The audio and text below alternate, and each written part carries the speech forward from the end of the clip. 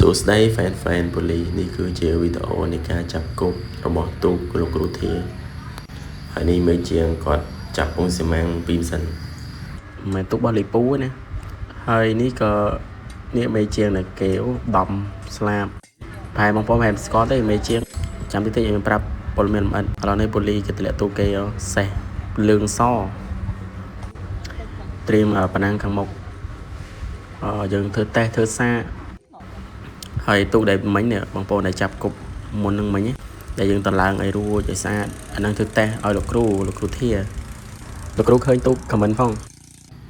មកស្ទូក្រោយមកក៏លោកគ្រូធាគាត់មកមើលទូកគាត់ដែលយើងតឡើងចាប់គប់ចាប់អីចំពេលល្មមពេលដែលលីពូគេសាទូកឲ្យគាត់ហើយនេះមើលជាងកំពុងតែមើលស្លាពីម្សិលទូកនេះមានឈ្មោះថាសេះសន្សាយក្រហម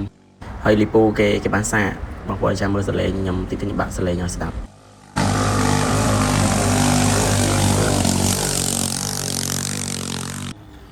វីដេអូនេះមានតែប៉ុណ្្នឹងបងប្អូនយើងជួបគ្នាថ្ងៃទី2ថ្ងៃអាទិត្យខែ11 2025បងប្អូនឆាប់